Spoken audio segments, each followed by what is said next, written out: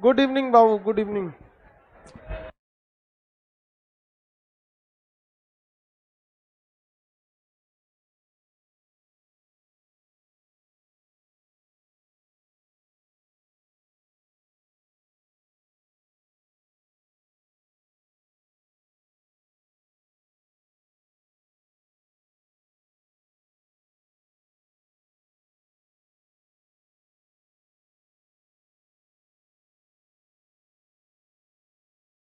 सब लोग को गुड इवनिंग। इससे पहले के क्लास में आपको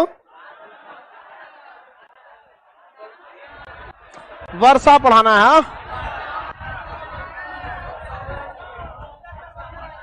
पानी बरसाना है, भीग जाओगे अंदर चले जाओ।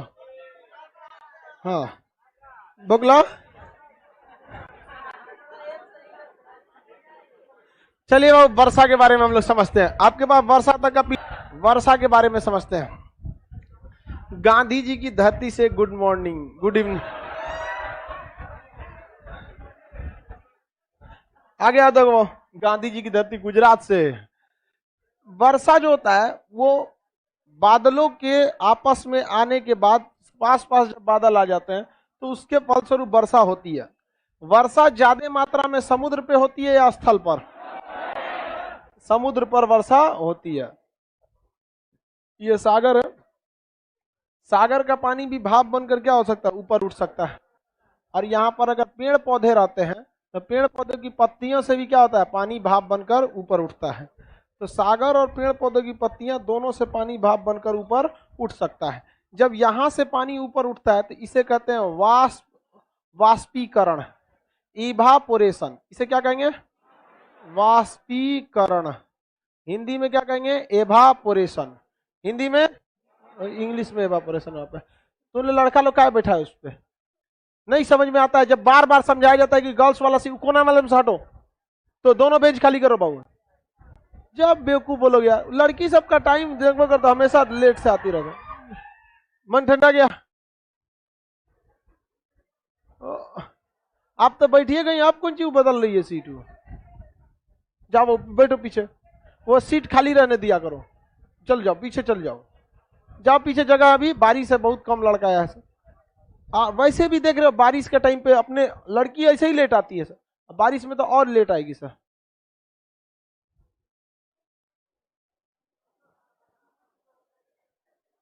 लड़की सबका टाइम है, समझ में नहीं आता। पेड़ पौधों की पत्तियां भी पानी को क्या करती हैं, उड़ा देती हैं। इसे कहते हैं वाष्प उत्सर्जन। इसे अंग्रेजी में क्या कहा जाएगा? बायोलॉजी बॉटनी में हम वाष्प उत्सर्जन पढ़ाएंगे। क्या क्या कहा जाता है? ट्रांसपिटेशन। ट्रांसपिरेशन ऊपर पानी को क्या करता है, भाप बनाकर उड़ा देता है। समझ में आ रहा है कि नहीं आ रहा? तो ये दोनों क्रिया के फल स्वरूप ऊपर में क्या बनते हैं, बादल। ऊपर में किस चीज का निर्माण होता है, बादल का।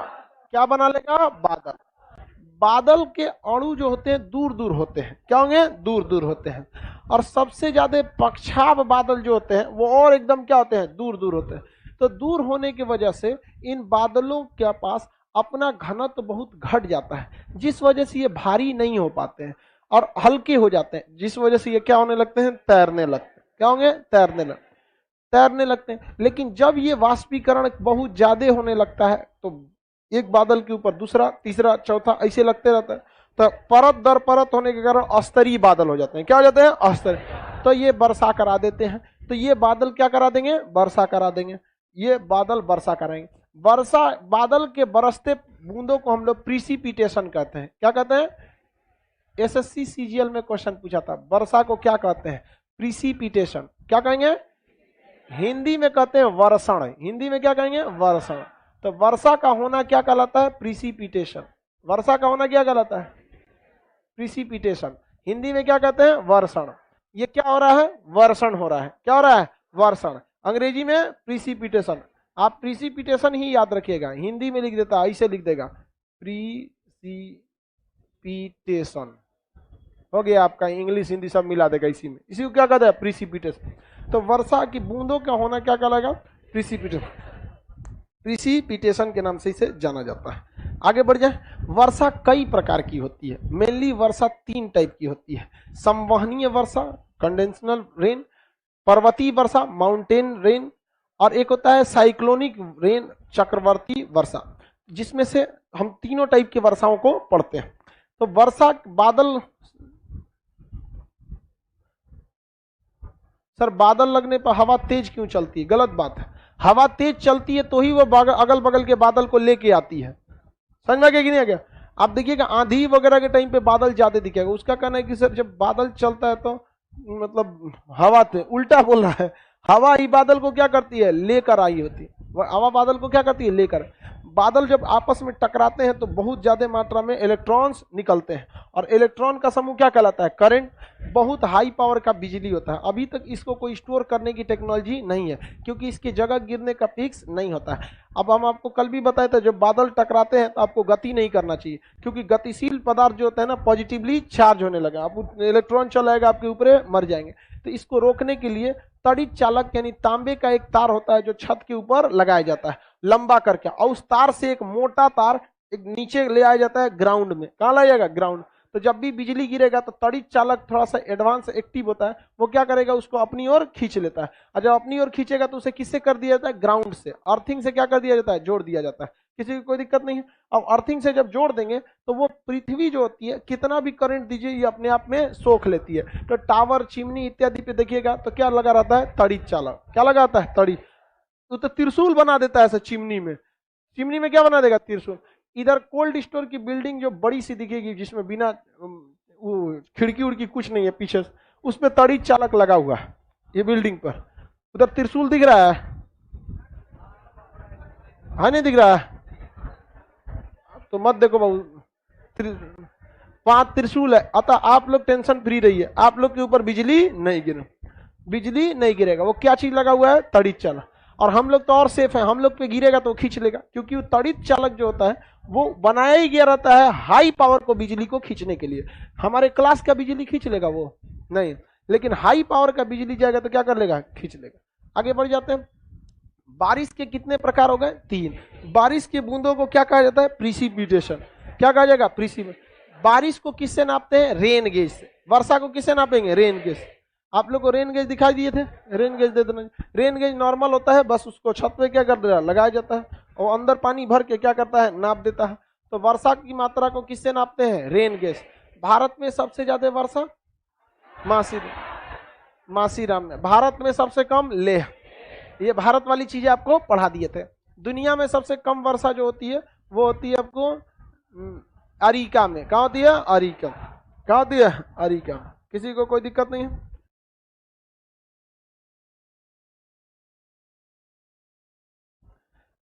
प्रिसिपिटेशन में कोई दिक्कत?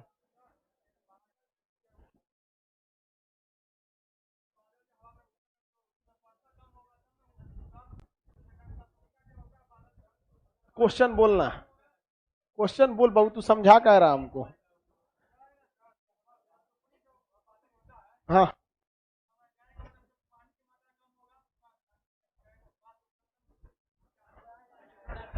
क्या पूछ रहा है भाई? पहले तुम पूछना क्या चाह रहे हो वो बताओ ना।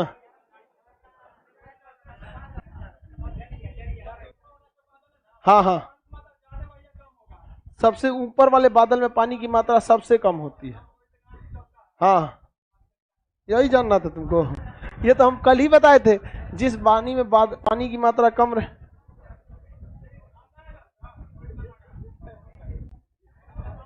कहाँ परेशान है रे बबुआ? कहाँ फोन कर रहा है? काहे परेशान है?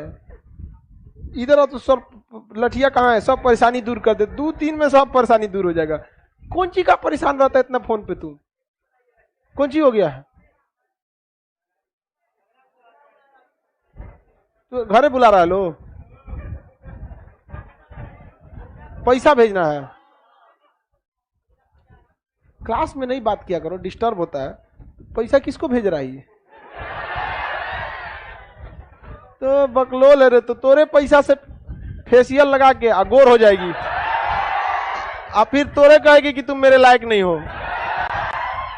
देखो, ये है रेन गेज, ये है रेन गेज। आई लगाया है कि ढिमला नहीं जाए, ये नहीं रहेगा तो क्या हो जाएगा, ढिमला आ जाएगा। ढिमलाने का मतलब समझते हो? इसी में पानी रोका जाता है, रेन गेज में। इसमें क्या रोका जाता है, पानी। ये बीच में खत्म हो जाता है।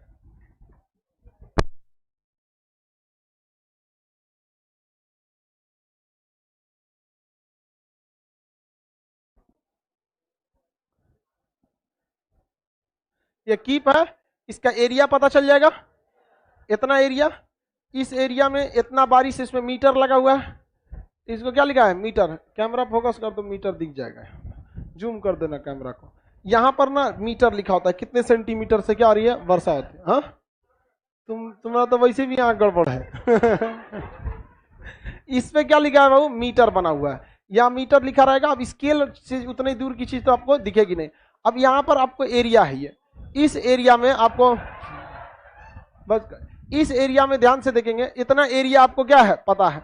अब इसमें क्या है, पानी इसमें भर जाएगा। यहाँ पर इस पर मीटर बने हुए हैं, सब अलग अलग स्केल। अब यहाँ से आप नाप सकते हैं कि इतने एरिया में अगर इतने सेंटीमीटर बारिश हुई है, तो आप उस हिसाब से आप क्या कर सकते हैं, आराम से बारिश की मात्रा निकाल सकते हैं। 2 रुपया में 4 लड्डू, तो 4 रुपया में 8 लड्डू, इसी टाइप से नहीं निकाला जाता है जी। तो वही लड्डू वाला फॉर्मूला लगा के क्या कर लेंगे, निकाल लेंगे। तो ये रेन गया।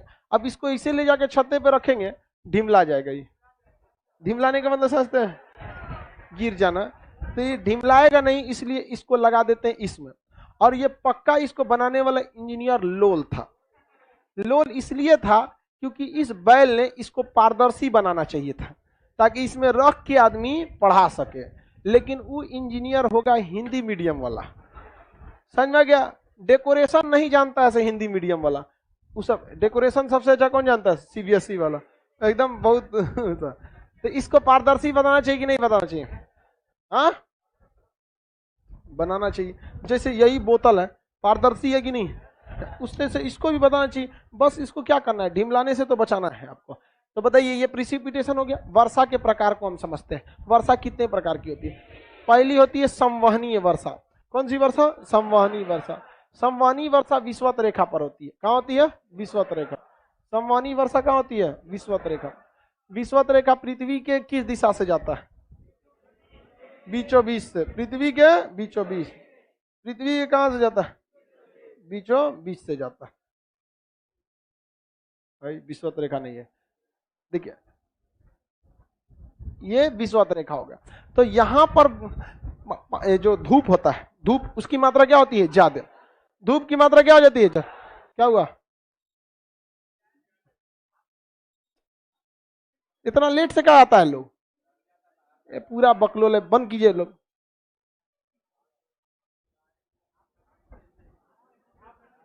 हाँ,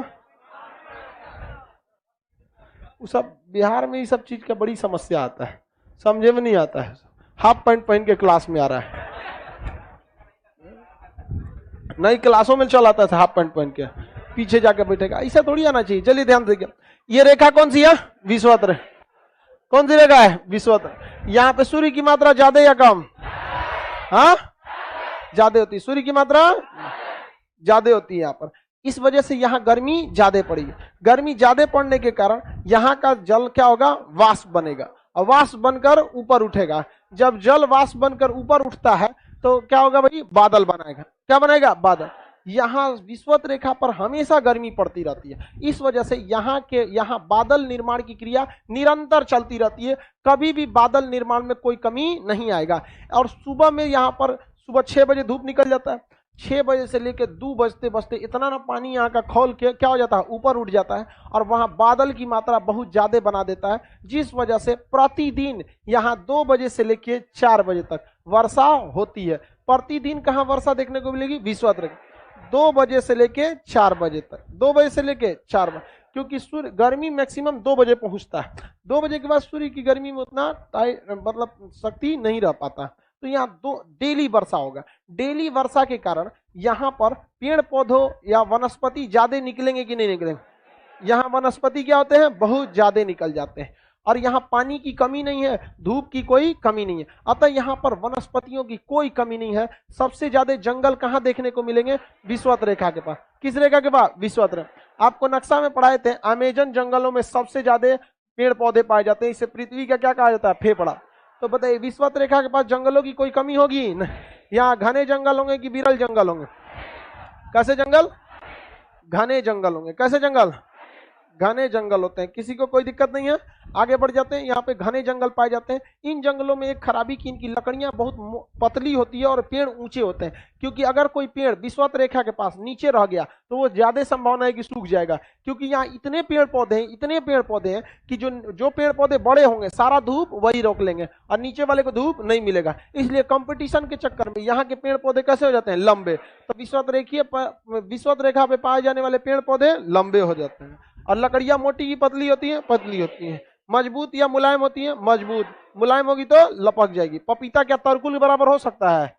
ऐसे गिर जाएगा वहां पर। तो ये मुलायम होती हैं सब, यहाँ कठोर लकड़ियां होती हैं। तो सबसे ज्यादा वर्षा कहाँ देखने को मिलती है? विषुवत में। 2 बजे से लेके 4 बजे तक प्रतिदिन ये वर्षा देखने को मिलता है। रीजन क्या है कि बादल इतना बनते हैं कि वो बादल एक दूसरे पे जाके क्या बना देते हैं? अस्तरीय बादल। कौन से बादल? अस्तरीय बादल। तो बताइए भारत में संवहनी वर्षा होगी? तो भारत में संवहनी वर्षा नहीं होती है। पहला प्रकार की वर्षा कौन सी होती है? संवहनीय वर्षा। कौन सी वर्षा? वो संवहन। दूसरा होता है साइक्लोनिक रेंज, चक्रवाती वर्षा। कौन सी वर्षा? चक्रवाती वर्षा। कैसी वर्षा? चक्रवाती वर्षा। चक्रवाती वर्षा क्या होता है? समुद्र के किनारे होता है। समुद्र के किनारे देखिए, जब कभी भी किसी पास के एरिया में एक जगह की हवाएं ऊपर उठ जाएं और दूसरी की हवाएं नहीं उठे तो दिक्कत होने लगता है। जैसे समुद्र के पास का हम एरिया बताते हैं, ऐसे ये कोई समुद्र है, समुद्र में पानी भरा है, पानी जल्दी गर्म होता है? हाँ? नहीं, पानी जल्दी गर्म नहीं होता, ना ही जल्दी ठंडा होता है। और स्थल क्या हो जाता है? जल्दी गर्म। स्थल क्या हो जाता है? जल्दी गर्म। स्थल गर्म हो जाता है तो दिन के समय में स्थल क्या हो जाएगा? गर्म। क्या हो जाएगा? गर्म। और ये क्या होगा? कम गर्म। ज्यादा गर्म नहीं होगा, कम गर्म। अब ये यहाँ की भाप, पानी भाप बनकर ऊपर उठेगा कि नहीं? भाप बनकर ऊपर उठेगा तो ये क्या बना लेगा? बादल बना लेगा। क्या बना लिया? बादल। क्या बना लेगा? बादल। यहाँ ज्यादा बादल बनेंगे कि थोड़ा सा? समुद्र के ऊपर तो बादल बहुत ज्यादा बन जाते हैं और यहाँ की हवाएं क्या हो जाती हैं? गर्म होकर ऊपर उठ जाएंगी। यहाँ की हवाएं गर्म होकर ऊपर उठ जाएंगे। अब बताइए यहाँ हवाओं की कमी हो जाएगी कि नहीं हो जाएगी? हवाओं की कमी हो जाएगी। क्या इधर हवाओं की कमी होगी? नहीं। यहाँ पे तो पानी भाप बनकर ऊपर उठ रहा, हवाओं की कमी नहीं होगी। तो यहाँ ज्यादा मात्रा में क्या हो गए? बादल। अब वहां हवाओं की कमी। अब बताइए एक तरह का ये कौन सी स्थिति बना दिया? सागरीय समीर वाली स्थिति बना दिया कि नहीं? अब बताइए ये इधर से चल देंगे सब, और जैसे चलेंगे तो जो बादल दूर दूर बिखरे हैं सब वो आपस में क्या हो जाएंगे? सट जाएंगे। और जहां सटेंगे इनका घनत्व तो क्या हो जाएगा? बढ़ जाएगा। और हाई डेंसिटी कम था तब ना घूम रहे थे, जब भी डेंसिटी हाई हो जाएगा तो क्या ये घूम पाएंगे? इधर उधर नहीं घूम पाएंगे। और ये जाके आपस में क्या हो जाएंगे? बरसा देंगे। क्या ये बहुत ज्यादा दूर तक जा पाएंगे? रीजन क्या है? चले जाते दूर तक। अगर घनत्व तो कम रहता तो चले जाते। एक यहीं पे बने हैं, यहाँ पर प्रेशर क्या है? कम। तो जैसे यहाँ की हवाएं कम होंगी वो सब इधर ही की ओर जाएंगी, और जब एक दूसरे के जाएंगे तो आपस में क्या हो जाएंगे? सट जाएंगे। और पानी को देखिएगा, आप क्या कीजिएगा, ऐसे 4-5 बूंद पानी की लीजिएगा, ऐसे अलग अलग रखिएगा, ठीक है। अब किसी पतला तिनका से या सुई से इसको हल्का सा मिलाइएगा, तुरंत चिपक जाएगा। ऐसे हल्का हल्का से क्या करते जाइएगा? मिलाइएगा, आपस में तुरंत चिपक के बड़का बूंदा बना लेगा। समझ में आ गया कि नहीं आएगा? आगे बढ़े, किसी कोई दिक्कत नहीं है? बताइए तो चक्रवाती वर्षा ज्यादा कहां देखने को मिलती? समुद्र में। समुद्र के तट पर। समुद्र के तट पर। किसी को कोई दिक्कत नहीं? समुद्र के किनारे अर्थात समुद्र के तट पर। किसी को कोई दिक्कत नहीं है? आगे बढ़े, कितने टाइप की वर्षा? पहला, दूसरा चक्रवाती वर्षा। कौन सी वर्षा? चक्रवाती वर्षा। पहला कौन सा था? संवहनी।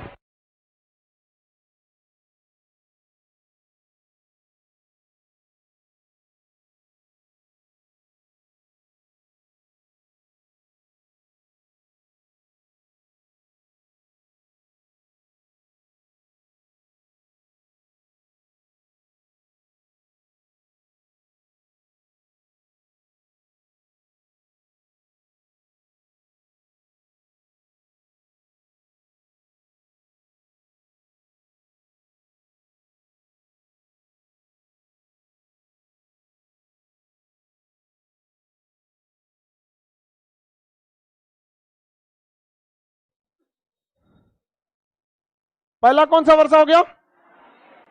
दूसरा, पहला, दूसरा चक्रवाती वर्षा। किसी को कोई दिक्कत नहीं है? अब चौथा तीसरा देखते हैं हम लोग, पर्वतीय वर्षा। कौन सी वर्षा? पर्वतीय वर्षा। किसी को कोई दिक्कत नहीं? दो ठो में कोई दिक्कत नहीं ना? ये कौन सी रेखा के पास? ये पर्वतों के पास। कहां देखने को मिलेगी? पर्वतों के पास देखने को। पर्वत जो होता है, ये पर्वत की चोटी हो गई।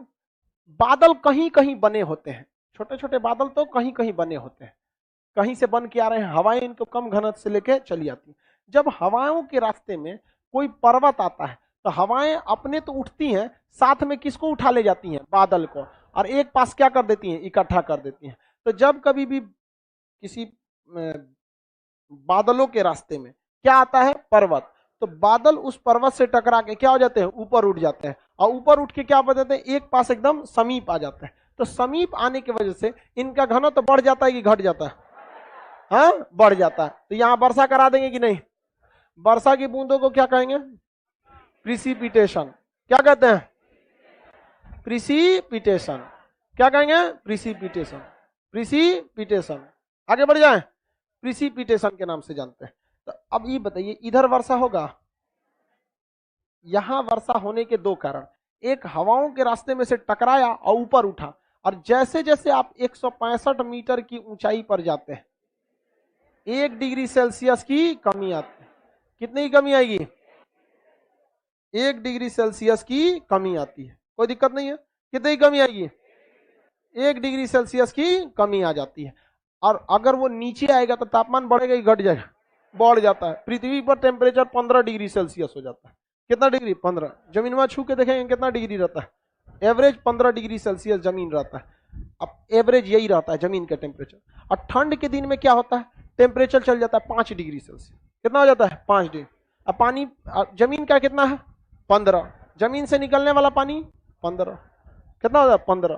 तो एवरेज जमीन से निकलने वाला पानी का टेम्परेचर ठंड के दिन में जो हम लोग के बाहर का वातावरण होता है वो हो जाता है 5 डिग्री सेल्सियस। तो नल के पानी से लगाएंगे तो कैसा लगेगा? गर्म। कैसा लगता है? गर्म लगता है। समझ में आ गया कि नहीं? और गर्मी के दिन में, अभी गर्मी के दिन में टेम्परेचर हो जाता है 40 डिग्री सेल्सियस। तो नहाएंगे तो कैसा लगेगा? ठंडा। भाई पनिया तो अपन जगह पे है, नहीं देख रहे हैं? सीबीएसई वाला समझ में आ रहा है? कोई दिक्कत? नल का पानी गर्म और ठंडा क्यों हो जाता है? नल नहीं बच्चा सीधा है उसको मन। बोलिए। ठंड के दिन में गर्म हो जाता है। हाँ, तो ऐसा काहे हो जाता है? घनत्व के कारण। बकलोल कहीं का, तू दूसरा कुछ सोच रहा था। रुको, बीच में तो हमको सिखाएगा। हम लोग अपने समय में मास्टर साहब लोग को बहुत उलझाए हैं। कहते थे टेबल सुनाओ तो 2 लाइन याद, किसका कहते ऐसा जी याद था, भुला गए। तो कहाँ सोच रहा था ये बताओ?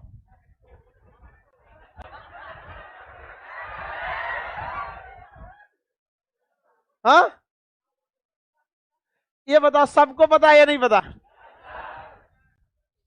भाई जमीन एवरेज कितना टेम्परेचर? 15। उससे निकलने वाले पानी का एवरेज टेम्परेचर 15। कितना? 15। ठंड के दिन में बाहरी वातावरण का तापमान हो जाता है 5। तो बाहर में टेम्परेचर कितना हो गया? 5। तो ये क्या लगने लगता है? गर्म। और गर्मी के दिन में बाहर का टेम्परेचर कितना हो जाता है? लगभग 40 हो जाता है। तो ये कितना रहता है? 15। तो इसके तुलना में क्या होने लगता है? समझ रहा है? क्या बोल रहा था तुम? घनत्व के।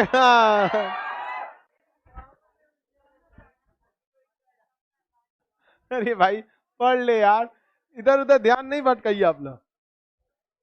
लड़की सबको समझ में आ रहा है? चलिए बढ़िया है। पर भारत में ज्यादातर वर्षा कौन सी होती है? पर्वतीय। वो थोड़ा सा समुद्र के पास हल्का फुल्का चक्रवाती वर्षा हो गई तो हो गई, अदरवाइज में कैसी वर्षा होती है? पर्वतीय। इंडिया में 90% वर्षा का कारण यही पर्वतीय वर्षा है। समझ में आ गया? इधर को एरिया को रैन शैडो एरिया होता है, हिंदी में कहते हैं वृष्टि छाया, रेन शैडो। वृष्टि मतलब होता है बारिश, छाया मतलब होता है छाया। ठीक लिखा है? चलिए, वृष्टि छाया। देखिए, छाया, वृष्टि मतलब बारिश, छाया मतलब परछाई। जहां हमारी परछाई होती है वहां हम लोग नहीं होते हैं। अमूमन देखिएगा, हम लोग से थोड़ी दूरी पर क्या होती है? परछाई। तो वृष्टि छाया मतलब वहां बारिश होगा कि बारिश का परछाई है? बारिश किधर हो रहा है? इधर, और इधर बारिश का परछाई हो रहा है। इसको कहते हैं, हवाओं के ओरिया का ढाल होता है पवना भी मुखी। इसे क्या कहते हैं? पवना भी मुखी। और इसे कहते हैं पवना विमुखी। विमु- पवना विमुखी। बताइए, वर्षा किस पे होता है? पवना विमुखी। इस पे वर्षा होता है? नहीं होता है। आपने बनाया है कि नहीं जी फिगर? पौना मुखी लिखा है, उसको सुधारिए, बैल को अजीब लिख दिया वो फिगर में। बस इधर क्या लिख लेंगे? पौना भी मुखी। इधर क्या लिखे? वृष्टि छाया।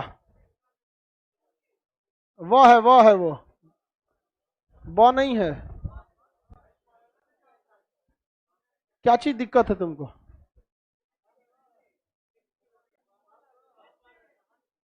हो गया?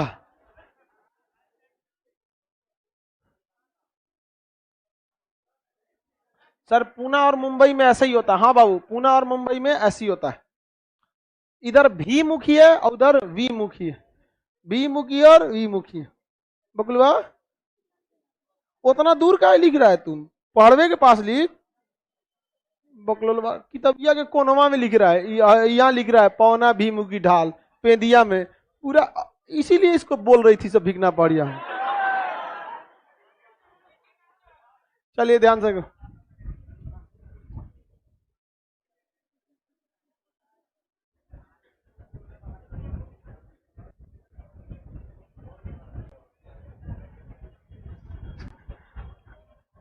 एक कह रहा है कि सर, मान के चलिए खूब बादल रहे और उसी में हेलीकॉप्टर लेके घुस जाए कुछ दिक्कत नहीं होगा।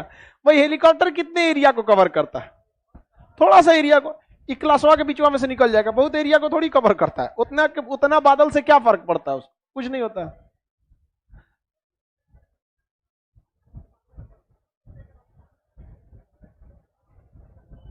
हो गया?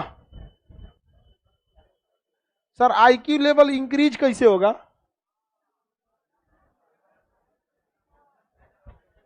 दुनिया में कोई आईक्यू लेवल इस सब टाइप का कोई चीज नहीं होता है, इसको साइड कर दियो। ठीक है? दुनिया में कोई कमजोर और पढ़ने वाला अच्छा विद्यार्थी नहीं होता। ये डिपेंड करता है कि आप कितना मेहनत किए वहां पर। आप मेहनत कीजिए, कोई चीज दुनिया में नहीं समझ में आती है। जो समझा है वो भी तेज नहीं है, जो नहीं समझा है वो भी बेवकूफ नहीं है। आप कोई भी चीज को, कुछ नहीं समझ में आता है ना, आप उसको 4 बार, 5 बार, 6 बार, कोई मैथ का फॉर्मूला नहीं आता है, मैथ नहीं बनाने आता, उसको 30 बार बनाइए, अपने से आ जाएगा। कुछ नहीं, 30-40 बार बनाओ, अपने से आ जाएगा। दुनिया में कोई आईक्यू लेवल का कुछ नहीं होता है। हमको जब लिखना, हम आपको बताते हैं, 9th में आके बटापे का जोड़ सीखे थे। हमको ऐसे कभी कोई जोड़ना होता है ना, 3/2 प्लस मान के चलिए 4/2, ऐसे किया भाई, एलसीएम तो सेम हो गया, तो इसमें तो ऐसे जुड़ जाएगा ऐसे। तो हमको समझ में नहीं आता ऐसे, इसको जोड़ना कैसे? ऊपरा जोड़ देते 4/7/5। बाद में पता चला उस सोचना दोनों के एलसीएम लेना पड़ता है। और ये हमको किसी टीचर ने नहीं सिखाया, हमारे दोस्तों ने सिखाया। जबकि नॉलेज किसके पास ज्यादा था? नहीं समझ में आता, झाड़ देते थे। क्या समझता है ये? एलसीएम नहीं आता है। हम कहेंगे बुझाता तो आपके पास चलाते हैं हम कुछ बोल भी नहीं सकता यार। तो हमारे दोस्त सब बताया सब कि पहले क्या ले ले? एलसीएम। एलसीएम को कहां लिख दे? निचवा। क्या लिख दो? निचवा। हेकरा से हेकरा में भाग दो, कै गो बचल? 3। हेकर ऊपरा से गुड़ा कर, अब फिर हेकरा से फिर में भाग दे 2, और ऊपरा गुड़ा कर, अब जोड़। हम कहा अच्छा ही है, हम ऊपरे से जोड़ देते थे। बाद में आया एकदम बढ़िया से, धीरे धीरे धीरे धीरे आने लगा। लड़का सबका आईक्यू खराब नहीं होता, जब उसको समझ में नहीं आता तो खुद को कमजोर समझने लगता है। बाद में हम समझे कि हेकरे को पढ़ के अनुपुआ टॉप कर गया था। हमने क्लास में 8 में ही सब पढ़ना होता है। अनूप नाम का लड़का ने टॉप किया था, हम के दूर से जो तूने उहे रे ये पढ़ के टॉप किया, ऐसा नहीं तो हम दिन भर कर देंगे गुड़ा भाग। वो हमरा नहीं पता था तब ना होशियार बनता था। और 9th क्लास आते आते 8 में हमारा मैथ में 0 नंबर था, 0 0 समझे में नहीं आ रहा हमको। हम तो पहली बार हमको एक बार ऐसे आया था कुछ क्वेश्चन इस टाइप का, क्या था इसमें अब याद नहीं है, भाग था 34/6 इस टाइप का था। हम कंफ्यूजन में हो गए कि भाग ही थोड़े है, भाग ऐसे रहता है यार।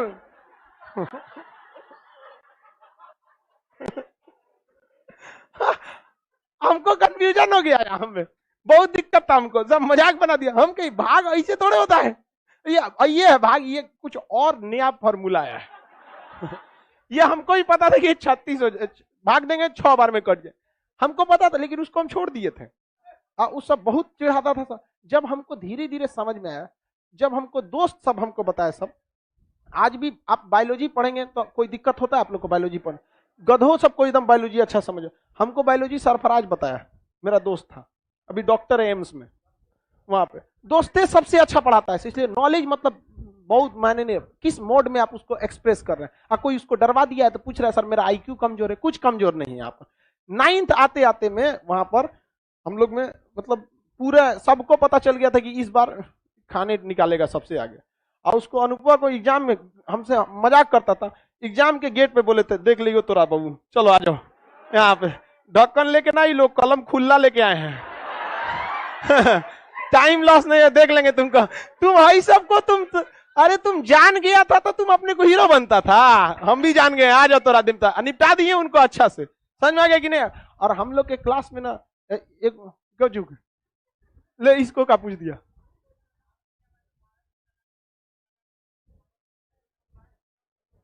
दुका आप पूछ रहा है, लाइव वाले 1 मिनट रुक जाओ, बोलो। हाँ नहीं सुनाई दिया यार, तू क्या बोलता है वहीं पे, तुम्हारा आईक्यू कमजोर नहीं है, तुम्हारा टंग कमजोर है, टंग।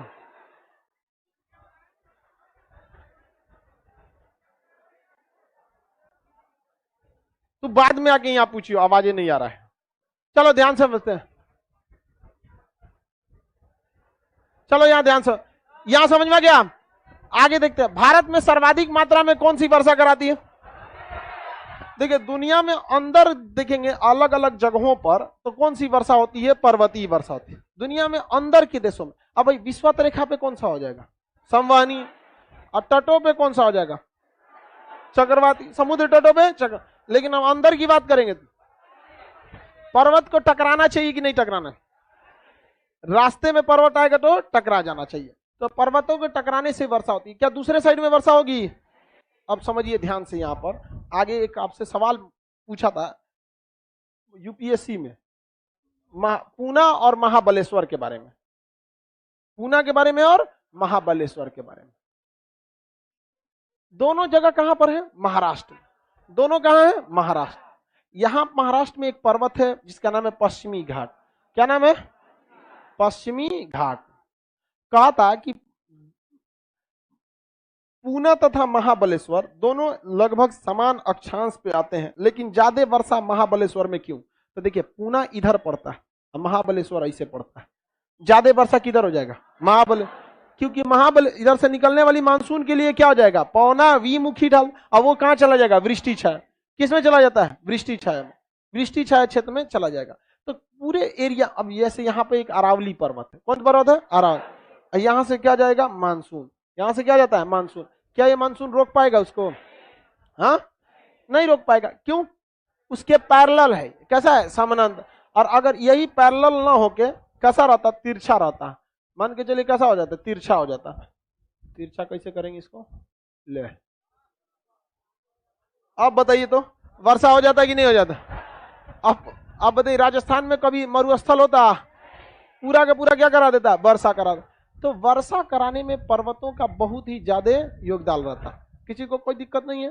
तो 3 टाइप की वर्षा, मानसून आपको नक्शा में भी पढ़ाए हैं और इंडियन ज्योग्राफी में भी पढ़ाए हैं, यहाँ आपको मानसून न पढ़ाएंगे। यहाँ आपको वर्षा के तीनों प्रकार। अब कृत्रिम वर्षा क्या होता है, बादल का फटना क्या होता है, ये समझते हैं। ये तीनों टाइप के बादल वर्षा आप समझे कि नहीं समझे, सुनिए अब ध्यान से। आप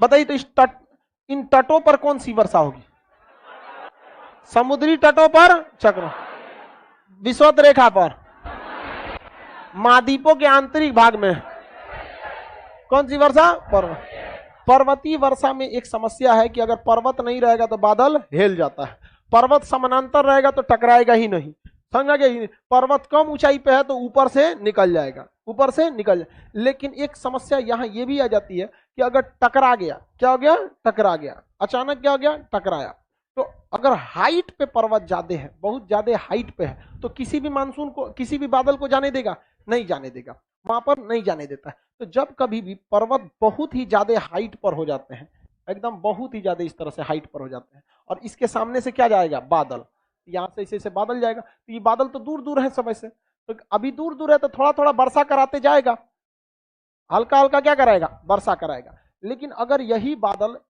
बहुत तेज गति से जाएगा तो ये पर्वत इसको रोक लेगा कि नहीं रोक लेगा, सारे बादलों में कुछ ना कुछ पानी है। अब अचानक ये खूब जोर से जाएगा और सामने क्या आ जाएगा, पर्वत, अचानक जोर से जाएगा, सामने क्या आएगा, पर्वत, तो सब लाइन से एक दूसरे से क्या होंगे, सब टकराएंगे, एक टकराया, दूसरा टकराया, तीसरा टकराया, लाइन से टकराएंगे सब। और वर्षा कहां होगा, इसी पर्वत की तलहटी पर। यहां वर्षा, आप बताइए ये जो प्रिसिपिटेशन हो रहा है ये धीमा होगा कि तेज, इतना भयानक होता है जिसे लगता है कोनो नदी चला है यहाँ पे। बादल का फटना ऐसा नहीं होता है कि बहुत जोर से वर्षा, मूसलाधार वर्षा बहुत ज्यादा जोर से, कभी कभी यहाँ पे भी हो जाता है, वो बादल फटता नहीं है, मतलब वो लगभग वैसी ही वर्षा होती है। तो बहुत ही तेज गति से बहुत मूसलाधार वर्षा अचानक हो जाना, उसी क्या कहते हैं, बादल का। बिहार में बादल फटेगा काहे,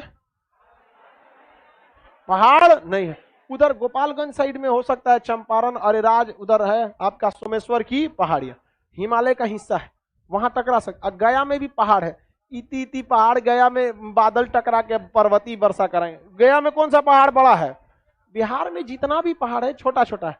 और उत्तराखंड में भाई साहब एक से एक पहाड़ है, हमेशा वहां कुछ ना कुछ उखड़ले रहता है, कभी ग्लेशियर पिघल गया, कभी कुछ हो गया, लड़ जाता है सब। मान के चलिए पहाड़ है, पहाड़ पे क्या जमा है, बर्फ, और अचानक आके टकराया सब, तो खुद तो बरसबे करेगा सब, और जो बर्फ है उसको तोड़ देगा सब। अब बारिश जब होगा तो नीचे जो बर्फ है उस पर अगर मूसलाधार वर्षा होगी तो ओकरो पिघला देगा, और सब कोई ना कोई बढ़िया ढाल देखेगा। अब बढ़िया ढाल में आदमी टेंट डाल के पिकनिक मना रहा होता है, तो चल जाता, लेके चल जाता है। उत्तराखंड में हमेशा ये सब घटनाएं होती रहती हैं। तो संवहनी वर्षा में क्या बादल की फटना देख सकते हैं, चक्रवाती वर्षा में बादल फटता कब है, कौन से वर्षा में, पर्वतीय वर्षा में। किसी को कोई दिक्कत नहीं है, कोई दिक्कत है तो बोलिए, कोई दिक्कत नहीं, हाँ हाँ वेरी गुड।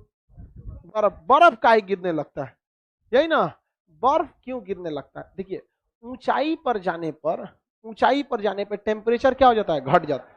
अब आप निकालिए खुद अपने हिसाब से, बादल अधिकतम कितनी ऊंचाई पर पाए जाते हैं, 12 किलोमीटर, कितने किलोमीटर पे, 12 किलोमीटर का मतलब कितना हजार मीटर, 12,000 मीटर, 12,000 मीटर। अब आपको पता है कि प्रत्येक 165 मीटर की ऊंचाई पर टेम्परेचर में 1 डिग्री सेल्सियस की कमी आएगी। बताइए यहां पर टेम्परेचर कितना होगा, यदि आप जमीन का टेम्परेचर 20 मान लेते हैं, तब छोड़िए 20 मत मानिए, यही बताइए कितना गिरेगा अगर 12,000 मीटर की ऊंचाई पर जाएंगे तो। 165 मीटर की ऊंचाई पर 1 डिग्री सेल्सियस कम हो गया।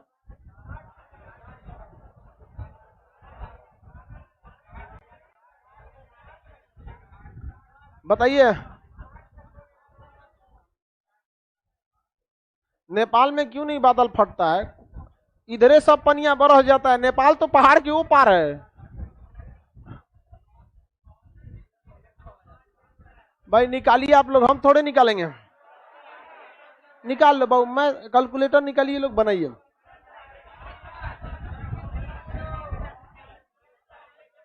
अरे भाग दे देना सीधा, 72 कितना डिग्री घट गया, 120 कैसे निकाल रहा है, 72 डिग्री की क्या आ गई? गिरावट। कितने डिग्री की गिरावट आई? 72 डिग्री की गिरावट। तो हम लोग जिस टेम्परेचर को महसूस कर रहे हैं, हम लोग जिस टेम्परेचर को यहां से 12 किलोमीटर की ऊंचाई पर कितना टेम्परेचर है? 72। यहां से घटाइएगा वहां पर, अभी बताइए, -72 नहीं, 72 की कमी आएगी। 72 की कमी, जैसे हम ये कह दे कि हमको 10 रुपया का घाटा लगा, बोलो कितना पैसा बचा, तो पहले पूछेगा ना कि पहिलवा कितना था। सीधे आंसर दीजिएगा। पहले क्या पूछेंगे? पहिलवा कितना था। तो पृथ्वी पर पहिलवा टेम्परेचर कितना था? तो अभी के टेम्परेचर में मान के चलिए गर्मी का दिन पड़ रहा है, कितना दिन गर्मी, तो एवरेज कितना रहता है? 40। कितना रहता है? 40 रहता है। तो पहले कितना था? 40। और इसमें गिरावट कितने का आया? 72 का। तो 72 में से 40 गया 32। तो कितना टेम्परेचर? -32। तो ऊपरा टेम्परेचर कितना रहता है? -32। कितना रहता है? -32। और वो -32 में एकदम ऊपर में पक्षाभ मेघ रहते हैं। क्या रहते हैं? पक्ष। ऊपर कितना टेम्परेचर है? -32। -32, समझ में आ गया कि नहीं? लेकिन 12 किलोमीटर पे वर्षा होती है नहीं। ताकि हम आपको एहसास दिला रहे हैं कि जो लोग हवाई जहाज पे सोचते हैं लटक के चल जाएंगे, लटक के चल, अफगानिस्तान वाला सब स्कूल गया नहीं था, सब सोचा था जहाजिया पे लटक के चल, जो उतना ही जम के मरेगा, वहां पर गल जाएंगे। जहाज को ऐसे मेटल से बनाया जाता है जो आपको एहसास नहीं होता है, वरना जहाज में जो बैठ के लोग जाते हैं, बाहर का टेम्परेचर कितना होता है? -32। माइनस कितना हो जाता है? 32। किसी को दिक्कत? जहाज का खिड़की कभी ट्रेन की तरह खुलता है? खोल दिया तो -32, सब जम जाएगा सब वहां पे, इसलिए कभी नहीं खोलना। और अगर जहाज को मतलब यार आतंकवादी सभी सब बात सुन लेगा सब तो दिक्कत कर देगा सब।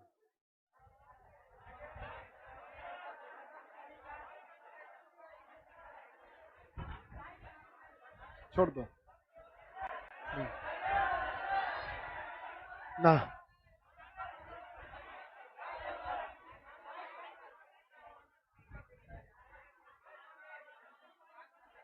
बाहर का आवाज बंद कर दिया जाए। हाँ, अरे नहीं, छोड़ो उसको, चलो बता भी देते हैं। तो उन लोग का भी कोई बस का बात नहीं है, उसको मजबूत बनाया जाता है। समझिए कैसे? जहाज का जो शीशा होता है ना, अगर टूट गया तो जहाज का क्रैश करना फिक्स है वहां पर। तो जहाजों के शीशे डबल लेयर के बनाए जाते हैं। अगर बम की जगह पे ओकरे मार के इसे तोड़ दे तो बाहर का टेम्परेचर कितना है? मैं अंदर का टेम्परेचर 20-25 रहता है। अंदर की सारी गर्मी कहाँ चली जाएगी? बाहर।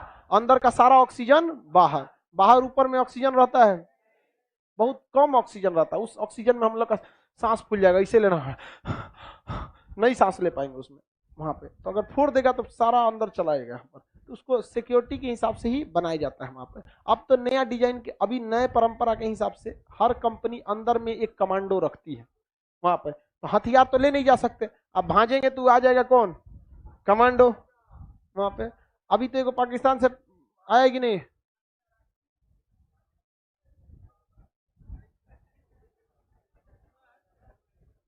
बताइए सर डरने की क्या बात है? तोरा मरना है।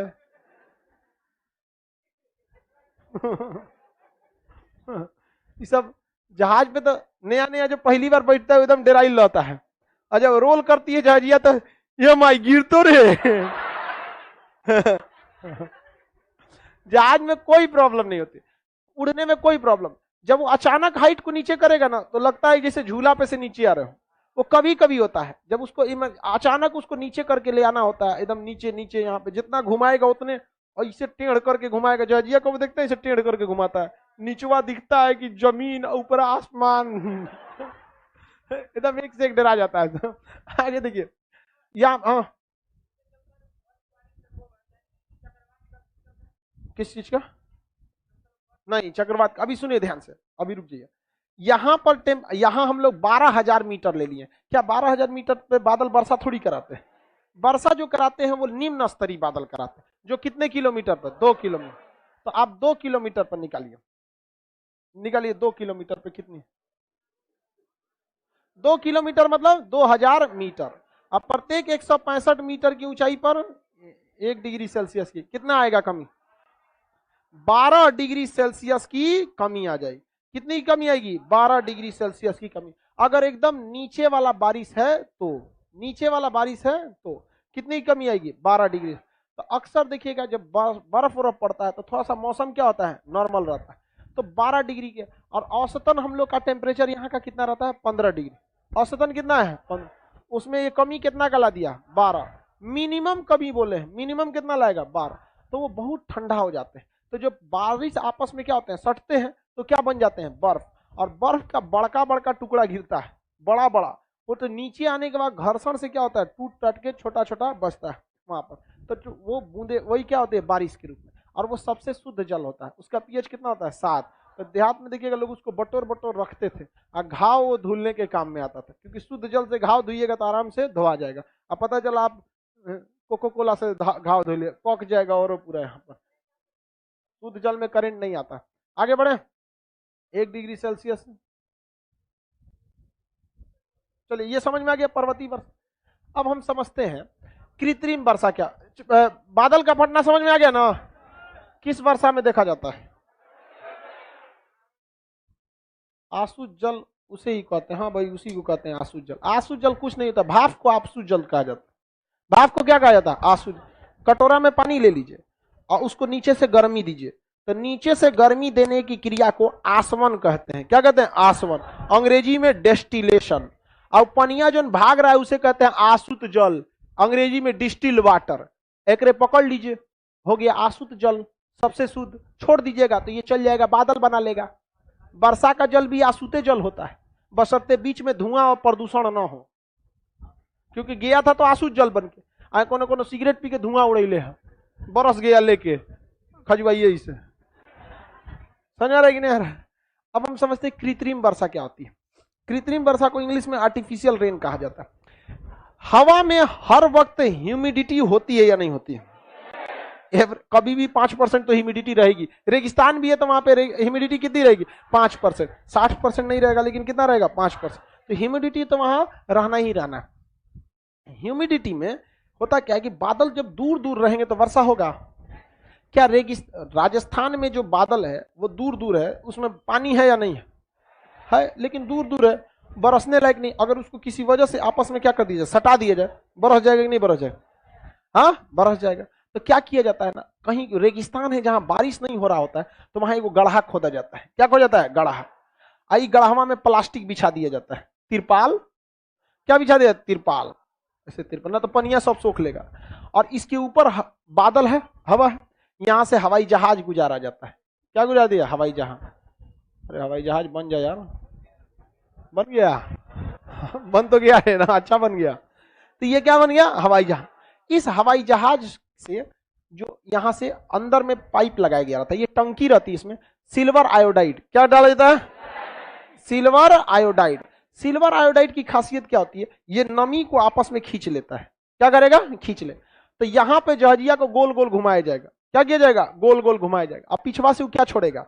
Silver iodide. क्या छोड़ेगा? Silver iodide. और सिल्वर आयोडाइड अगर छोड़ेगा तो सिल्वर आयोडाइड किसे खींचता है? नमी। हवा में क्या फैल गया है? Silver iodide. क्या फैल गया है? Silver iodide. और वो किसे खींच लेता है? नमी को। और नमी को खींचेगा तो बादल एक पास आएंगे, और जहां बादल एक पास आ जाएंगे, बादल अस्तरी रूप, बादल का रूप ले लेंगे। अस्तरी बादल का रूप लेंगे तो बरसेगा कि नहीं बरसे? हाँ, बरस जाएगा। और जब बरसेगा तो नीचे हम लोग गड्ढा खोद के रखे हैं, किसमें बरस जाएगा? इसी गड्ढा में। लेकिन ये शुद्ध होगा। रीजन क्या है कि हवा में धूल भी है, धुआं भी उड़ रहा है। जहाजिया का तो धुआं भी है, प्रदूषण भी है। तो इस पानी को लेकर साफ कर लिया जाएगा। सऊदी अरब में, यूएई में अगर समुद्र के पानी को साफ करेगा तो काफी महंगा पड़ता है। 1 लीटर पनिया को साफ करने में 5 रुपया का खर्चा आ जाता है। समझा गया कि नहीं? लेकिन अगर वही बादल से बरसाएगा तो 1 रुपया भी नहीं लगता, 50 पैसा भी नहीं लगता सिल्वर आयोडाइड में। उसमें एक टाइम का इन्वेस्टमेंट है। एक बार जहाज खरीद लीजिए, उड़ाते रहिए वहां पर हवा में, वहां पे। और बरस, जैसे ये बरस जाएगा तो यहाँ हवाओं की कमी हो जाएगी, तो फिर यहाँ से आ जाएगा हवा, और उस हवा में क्या रहेगी? नमी। फिर जहाज उड़ा दीजिए इसे। सऊदी में, यूएई में जितना पीने का पानी आता है ना, कहां से आता है? कृत्रिम वर्षा। समुद्र के पानी को साफ करना बहुत मुश्किल है। उसमें दुनिया भर की गंदगी खारापन रहता है। इसमें क्या है, कुछ नहीं, हल्का सा वायु प्रदूषण है, वो ऐसा पी लीजिएगा तो ज्यादा नुकसान नहीं करेगा। तो खर्चीला भी होता है जो नमक से पानी को निकाल लेता है, बल्कि उससे अच्छा आर्टिफिशियल वर्षा करा लेते हैं। तो इसे कहा जाता है क्लाउड। देखिए ऐसा लग रहा है ना कि बादल का बीज बोरा है, इसे कहते हैं क्लाउड सीडिंग। क्या कहेंगे, क्लाउड सीड, मेघ बीजन। क्या कहेंगे, मेघ बीजन, बादलों का बिया लगाना। क्या छिड़का जाता है हवाई जहाज से, सिल्वर आयोडाइड। क्या छिड़का जाता है, जरा सोचिए, सिल्वर आयोडाइड बादलों को एक पास लाके क्या करा दिया, वर्षा। क्या करा दिया, वर्षा। अगर किसी स्टेडियम में, जैसे नरेंद्र मोदी स्टेडियम, यहां मोटेरा, अब मोटेरा गया काम से, मोटेरा, नरेंद्र मोदी स्टेडियम, मोटेरा, वानखेड़े, कोई भी स्टेडियम, वहां मैच हो रहा है, इंडिया का फाइनल मैच है वर्ल्ड कप का, और ऊपर बादल छा गया और ससुरा बरसने लगा, कुल की चाइन छीछा लेदर कर देगा। तो जिस तरह से हम बादलों को एक पास ला के बरसाए थे, दूर दूर करके भड़का देंगे, नहीं हो सकता है। जब बादल को, दूर बादल को पास ला के बरसा सकते हैं, तो बरसते बादल को दूर ले जाके पानी रोक सकते हैं। तब स्टेडियम के ऊपर से रॉकेट छोड़ा जाता है, धड़ाधड़, खूब ज्यादा क्या छोड़ा जाएगा, रॉकेट। और ये दिवाली वाला रॉकेट नहीं रहता है, वो तो ये कितना जइबे करता है, दिवाली वाला रॉकेट कुछ देर रह जाता है। वो अच्छा रॉकेट रहता है, मोटा रहता है, ताकि 2 किलोमीटर की ऊंचाई तक उसमें बारूद रहता है, चला जाए वहां पर। लाइन से 2-4 हजार रॉकेट छोड़ दीजिए, ऊपर जाएगा और यहाँ क्या होगा, ब्लास्ट करेगा, सब बादल क्या हो जाएगा, हट जाएगा, बारिश होगी स्टेडियम के बाहर, अंदर चलेगा मैच। समझ में आ गया कि नहीं आ गया। बीजिंग जब ओलंपिक हो रहा था ना, तो वहां बारिश हो गया, चाइना मारा रॉकेट से सब साइड कर दिया, बार बारिश हो, अंदर नहीं होना चाहिए, इतना दूर का हटा देगा 1 किलोमीटर। कभी आप देखे होंगे कि शहर की इस कोना में बारिश हो रहा है, उधर नहीं हो रहा, क्या दिक्कत है, वहां का बादल एक बार सट गया, बरस गया, यहाँ का नहीं है तो नहीं बरस, हटा देता है। तो कृत्रिम वर्षा, cloud seeding, cloud seeding India में किया गया है कि नहीं, एकदम किया गया है। क्लाउड सीडिंग इंडिया में भी है, कोई मतलब ऐसा नहीं, रॉकेट छोड़ के हम लोग बारिश को क्या कर सकते हैं, रोक सकते। तो ये तो इमरजेंसी में रोकिएगा, ऐसे थोड़ी ना। मान के चलिए आप लोग कमाइए बढ़िया, बाई रॉकेट खरीदिए पानी रोकने वाला, क्योंकि मान के चलिए आप लोग बियाह में बारात लेके गए हैं, अब बरस गया तो क्या हो जाएगा, किचाइन हो जाएगा, निकाल रॉकेट मार धाए दे, पूरा गांव हल्ला हो जाएगा, बड़ी खतरनाक दूल्हा हो लो रे, मार रॉकेट उधिया दे लो पूरा बादल। समझ में आ रहा है कि नहीं आ रहा है, लड़की लोग को समझ में आ रहा है। चलो आगे का क्लास कल समझेंगे।